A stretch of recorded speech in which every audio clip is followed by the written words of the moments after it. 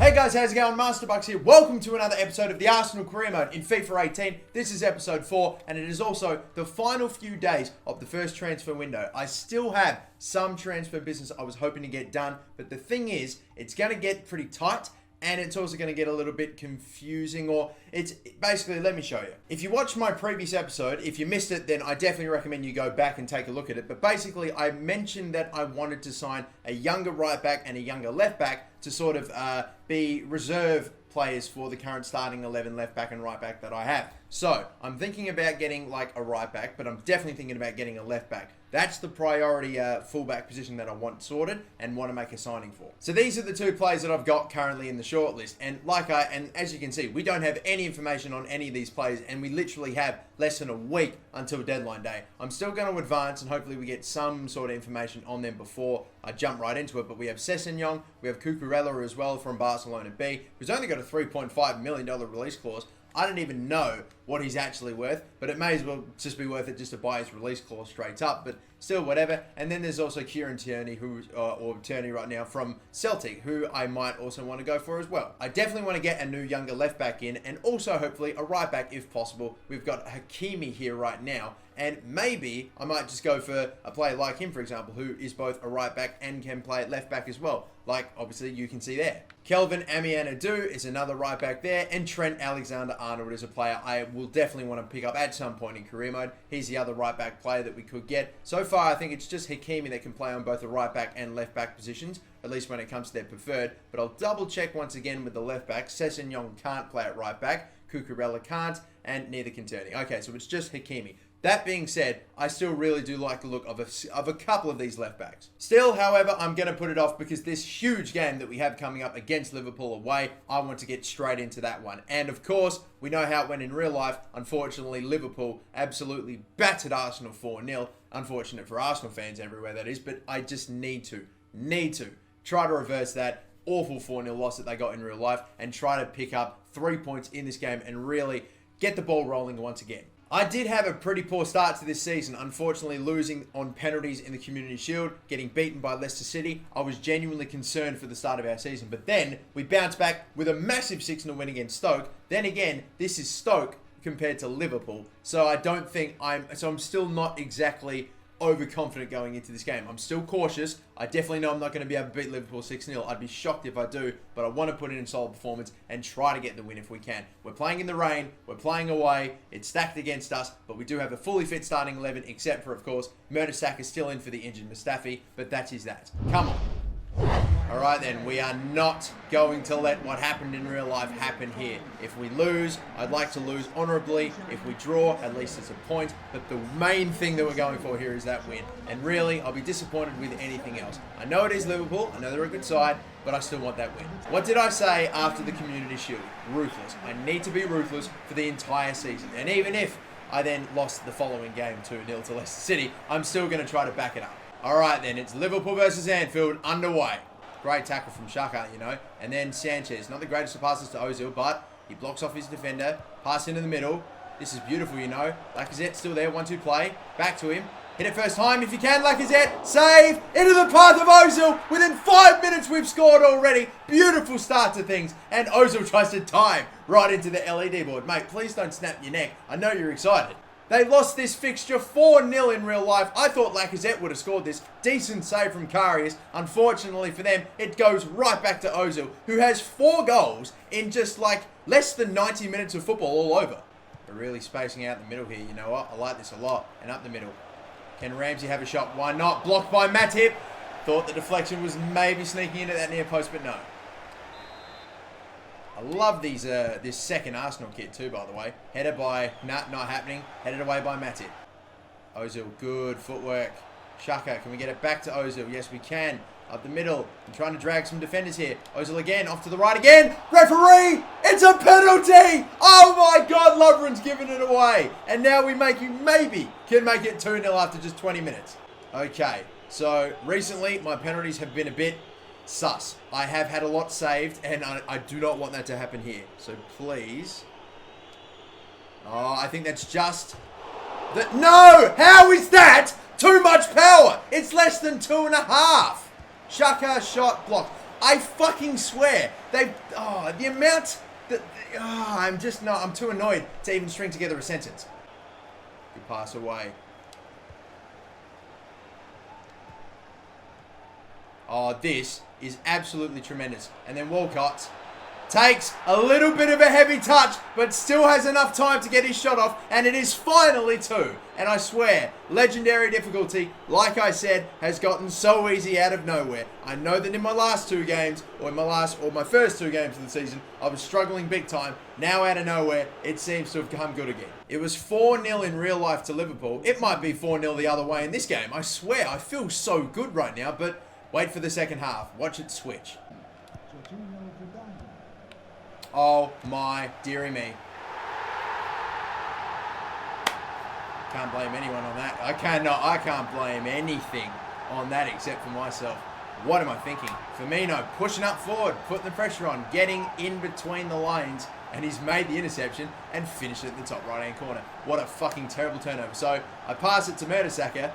Actually, you know, that pass that was supposed to go to Koscielny was pretty fucking shit. That pretty much was closer to fucking Firmino than it was to Koscielny. So maybe a little bit of BS, but I mean, it still could have been avoided. It'd be nice if I just actually had options to pass to, though. So thankfully we make that happen. And then finally, look at this amazing play. Oh, that's beautiful. Arsenal quality. Amazing stuff. And Ozil has got 2 goals in this game, 5 in 2. I thought if anyone was going to have 5 goals by this point in the Premier League, it would have been Lacazette. I mean, yeah, sure, don't get me wrong, he's been doing okay, but Ozil with 5. He is just always in the right place at the right time, isn't he? Beautiful tackle by Mertesacker again. I swear, I didn't expect him to be so good for me. He's genuinely made it hard for me to maybe get rid of him, or at least displace him from the starting 11. But still, we will continue on this attack. Can we make it 4? Walcott should be able to go the whole way here, maybe. Another heavy touch. Not really, to be fair. I'm being too hard on him, but it's 4. With the pace that he has, he just gets away and gets number 4. Oh, yes. Oh, yes. Oh, no, Lallana just recovers in time to stop the shot. Looks like he actually gave away a penalty. You know what, Ozil? Step up, son. You're on a hat-trick. I want to give you the opportunity to get it. You've got pretty good curve, but will you be able to get it up and over the wall? I mean, that's very, very close. I don't know if that's enough power. It is, but it's saved. Like, literally, way too close to Karius. And it didn't even get over the wall. It went around it. Shame. Not the best penalty, but still, either way. Cross comes in. That's right at fucking Karius. He'll grab that every day. But a 4-1 win. Couldn't get Ozil back-to-back hat-tricks, but another amazing performance from him. He scores 5 goals in 2 Premier League games, crazy. And we have just completely turned it around. Now we're the side that score 4 goals in the game. Mental stuff. We've beaten Liverpool at Anfield. Oh my goodness, ladies and gentlemen. I can finally say once again with confidence that FIFA 18 feels just way too easy. I genuinely thought and probably should have had more goals than just the 4. I mean, I missed a penalty, had some other chances and some other big opportunities to create a great chance or a good one-on-one, but unfortunately stuffed them up. So I reckon, if it doesn't give me any more challenging games to play, I might just get better and better and get more accustomed to playing. And we might seriously have I don't know. I'm not going to assume I'm just going to win the league by 100 points or something, but we will see what happens. Bit more player training left now. We've got Bellerin, Kolasinac, and all the players that we currently have, Chambers, Pulisic as well, and then Iwobi. So we will see how they get along, and we'll just keep on giving them drills from now on. Even if we do bring in those backup left backs, I'm still okay, and right back. I'm still okay with these drills. Speaking of those potential signings, I'm still not going to do anything about it until we're in deadline day. So we'll see how we go. I doubt very, very much I'm going to have any information on them at all, but I'll just advance forward and see what happens. As a matter of fact, we get one email for, Granit Xhaka, yeah, from, I think it was, Juventus or someone else, but that was a deal. I didn't want to sell Granit Xhaka just yet. He actually had a good game against Liverpool. And now I have made it to my first deadline day of FIFA 18 in this career mode anyway, and have a look at this. Again, another crazy signing, Lewis Dunk from Brighton joining bloody RB Leipzig. Anyway, moving on. We'll now get into our own transfers. I still do not have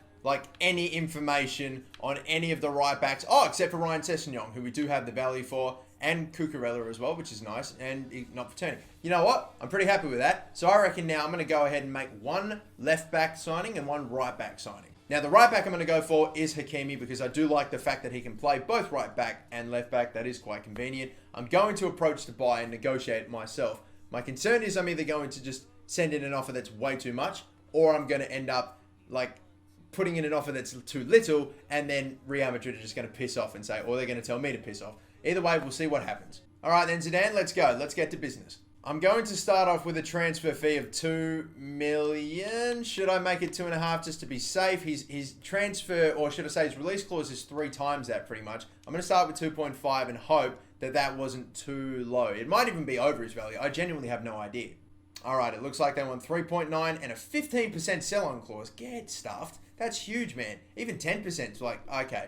We'll see what happens with this. I'm going to edit the sell-on clause down from 15% all the way down to 5%, all right? And I'm also going to just propose a new transfer fee. I'm not going to take it down by too much, but 3.5. So I've taken quite a fair chunk of the original sell-on clause out, but 3.5 mil, just a little bit less. We'll see what they say about that. I'm sorry, but we believe Hakimi is worth more than what you are offering.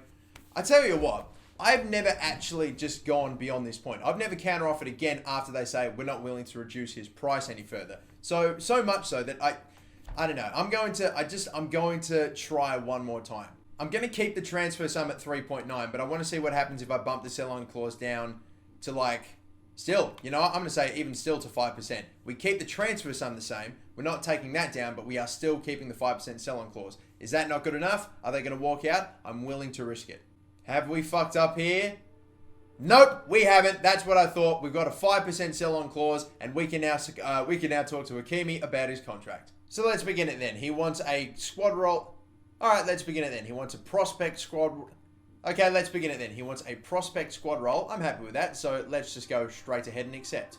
I'm going to disregard the release clause only because even if I do propose a release clause and it's like way over his value now, he still could get ridiculously good. So I'm just going to disregard it and just play it safe. They want a fair bit of wage and a signing bonus of around $700,000. The signing bonus can stay the same. In the end, it's not that much. It's cents on the dollar compared to the amount of cash that we have. So 50 grand wage, that's what I've taken it down to. Surely you're going to accept that. I reckon that should be okay. I'm sorry, but if we wanted to go ahead with this deal, 57 grand per week is the least my client is willing to take. Do I really want to jeopardize the deal over 7 grand extra a week? What does that really end up being? 7 times 50, I don't even know. Something crazy, 350 grand. Not even worth it. Let's just accept it. All right, welcome to the team. So now that we have our right back, I'd like to pick up another left back. We've got Sessegnon, Cucurella here, and Turney. And I tell you what, I actually I'm really happy with both of these two left backs. I'd be happy with either of them, but I kind of want to go for one player from these 3 in particular. As much as I like Sessegnon, and I really do want to get him at some point, I don't think I'm going to get him just yet. The reason I want to go for this man, Cucurella, is because, let me pitch this to you. Our starting right back right now, Hector Bellerin, came originally from Barcelona to Arsenal, and then he just developed into this incredible right back, at least in FIFA and both in real life too. Even Barcelona wanted him back, but they were able to keep a hold of him. How great would it be if we have a former Barcelona, youth Barcelona right back, join Arsenal in, of course, Hector Bellerin, and then he becomes amazing and becomes the starting right back. And we have the exact same story here with our left back. It'd be beautiful. So Marc Cucurella, we're going to go for. Now, if I went to negotiate with Barcelona B for this player, I'd end up having to pay, I would imagine, 2.5 to 3 million. That's what I would think. His release clause, however, is only 3.5. It's only $500,000 more, and I've never actually triggered a release clause and bought a player that way yet. So I'm just going to say, fuck it. Let's just pay the release clause. Let's activate it and just skip straight to the negotiations. Why the hell not? Let's just go right on past the club, skip the middleman. The middleman being, the team that he's actually signed for at this point, and just go for him. It isn't exactly a massive thrill, It's just sort of, you just hit a button and then, all right, boom, you can start negotiating. You don't get a big graphic or a big animation like, whoa, you just paid out the release clause. It's nothing, but it's still cool. He also wants a prospect squad role. Happy to give it to you, son. All right, then. It'll be interesting to see what he wants to get paid, the Barcelona B left back compared to the Real Madrid right back. Because I imagine the wages at Real Madrid's first team are probably a bit better than Barcelona B. Anyway, 5 years squad role or contract length, should I say. I'm having a bit of a shocker at the moment. And yep, he's happy with that too. Now, this is the thing. I don't have his, because I, again, only got the information and started scouting this player so late, I don't have his current wage. So, Am I going to have to play it safe? I'm going to offer like half of what Hakimi was getting paid. Oh, actually, I'll make it 30 grand. This still may end up being way more than he's currently on at Barcelona B, but I want to play it safe. I don't imagine he should be on 50 grand. I tell you what, just to be super safe, I'm going to offer a 1 mil signing bonus too. Please do not turn around and walk out the door. Okay, have I stuffed up? That's a fair offer. That probably means that I've given him something way above what he probably should have been paid. But hey, we got the cash. It's fine. And we've now got another former Barcelona fullback joining Arsenal. Hopefully he ends up as good as the last one. There's only a couple of hours left, and I don't imagine that we're going to have much happen. I mean, we do get one email with only 2 hours left to go, but is it even going to happen? Who knows? Let's see. We've got a transfer offer for Aaron Ramsey from Liverpool. Not going to get rid of one of my starting centre-back or centre-mids right now. So no, not happening. And with only an hour left to go, this is how things stand. We have got the top deal being, of course, Dele Alli. 89 million to PSG. PSG also brought in, it just pops up there. How convenient. Kostas Manolas. So another good signing there. I think they actually sold on Thiago Silva. I think, will he pop up? Yes, to Barcelona for 57 million. So PSG have had a crazy window, and the entire deadline day ends up in 435 million spent in it. Crazy. And so deadline day has ended, and now we begin really the full grind of games until the next January transfer window. But then again, it's not like it even matters, because we can just continue to make player signings like as per usual throughout the entire season, and it comes into effect at the beginning of each new window. It's crazy. It's awesome. We didn't have too much luck last time, but I'm seeing a few names right now, like for example, Christoph Bauer. Okay potential, decent overall, but he's not the best player that I've seen so far. This man, here we go, Schneider. Yep, he's Benjamin Schneider. Minimum 77 potential, max 94, max overall of 72. Whenever you have a max overall that's in the 70s, you're going to get signed up straight away. We've also got Nicolas Schultz, who's got a pretty good overall and a good potential. We can maybe sign him in as well. So Germany did bits. How about Spain, though? I'm not seeing an awful lot of high overalls. As a matter of fact, it's kind of crazy how low they are. And as for potential, scrolling back up again, like seriously, it's pretty poor. The best potential that I've seen so far is Miguel Benitez, and he's probably the best player that is available in the Spanish. I'm disappointed, man. Got to be disappointed. I got to be totally honest there, Fuentes. You're a bit poor. And finally, in England, I see another 72 max overall player here, which is good. Let's see. Connor Jackson. Minimum 78, max 94. Looks like he's going to be another defender, but once again, 6'2". And you know what? He's just, again, getting bored. It's just policy. You have a max overall in the 72s, you're getting picked up, and you've got normally a solid potential if that happens. Alrighty then, let's go. Advancing once again, the next game that we have to play will be the final game we play in this episode, and then we'll probably leave it at the next game, whatever it may be. And look, a loan offer for Ainsley Maitland-Niles. It's like the transfer window all year round. I love it, even though, I don't know. But yes, I am looking to loan off Maitland-Niles if we can. Who was it for again? It was for... Wait a minute, I'm a little bit confused. It says, I thought we accepted the Chesterfield loan. No, apparently Nottingham Forest won it. And the next game that we play in the Premier League is at home against Bournemouth. We want to go for 3 wins in the row in the Premier League. Is Ozil going to bag himself another amazing performance and another tally of goals? Now for this game, lads, I'm going to make some changes, some small ones anyway here. We have got Chambers in at centre back, just giving sort of Mertesacker a, I don't know, we're just trying something new and putting Chambers in, so give him a go. If he ends up being not too great after a while, we can always put Mertesacker in off the bench. Wilshere is going to start in place of Ramsey just to give him a starting game. Why not? Pulisic in for Walcott at right wing. Lacazette in is, of course, he's still the same. And I'm probably going to bring on Hakimi at some point, either Bellerin or Kolasinac, because again, he can be a right back or a left back. Beautiful. Love it. Come on, let's go. I'm all for rotating every now and again, but I'd much rather save it for the Cup. I will still throw some odd names in there from time to time, like Chambers and Wilshere for Premier League games, but normally I want to put the best team out there possible, especially off the back of quite a fair break and everyone being fit to go. But here we go. Another game at the Emirates. Let's get it kicked off. I need to get a win under my belt here. This is only my second game played at the Emirates in this series, and immediately I've started off pretty poorly. And Ozil has some separation and some space, and Lacazette up the middle now, and then Ozil off to the right again. Don't tell me. Oh, that's a pretty poor effort, you know, and thankfully he's lucky that he's getting a corner. All right, now can we grab maybe a goal? Maybe a goal, oh my God, turn around, Kolasinac. You could have had a chance. I feel like any second it'll happen. The run I need it to be made. Still would have been tricky to have got the ball to Wilshere, but he didn't even bother trying to run into the box. And still looking, I'm looking for the cross, I'm looking in the box and all that stuff whenever I can. Sanchez, can you spin it? What a dribble. And oh my God, it's 1-0. Amazing. He spun around so quickly. And then I thought he may have stuffed it up just a little bit. But gets his shot off from a tight angle. He wasn't facing the goal. He didn't take that final touch to turn and face the goal. But still, from a tight angle, makes it work. Gets it past Begovic somehow. Look at this. Sharp turns, beautiful. And I'd expect him to turn and face the goal again. Maybe Begovic should have done better, because I think it was probably pretty close to him. Oh no. Oh no. Oh, side netting. Thought we were in trouble. We have got a couple of players on a card already, and you know what? I don't feel safe. I don't feel safe. It's hit the post. Oh, right into the path of Andre, who's missed from an open net. It's a bit of a tougher challenge with the ball sitting up for him, but wow. Hitting the post, falling for him perfectly, and it's wide. We should be 1-1 right now. Wow, as we start the second half off. I mean, just an incredible piece of fortune for Bournemouth with that bounce that just went straight to Andre. But then an amazing piece of fortune for us when he missed the absolute sitter. And then could have been knocked forward a bit further, but it's still good in the end. Alexis Sanchez, he's away. Whoever is chasing him is quick. Fake shot, drops him, leaves the ball behind, crossed in. It's still not good enough. My crosses do not seem to be going to who I need them to. I'm always putting too little power on them. Beautiful. Ramsey, okay, just came across to make the block. And I swear, I need to make it 2-0 because they have threatened to score. We have got to realise that every single time they get the ball, they belt it upfield and they find options. Oh my God, where is our defence? Good save by Cech. Where is our defence? Every single time they get the ball, they kick it upfield and without fail, it finds one of their players.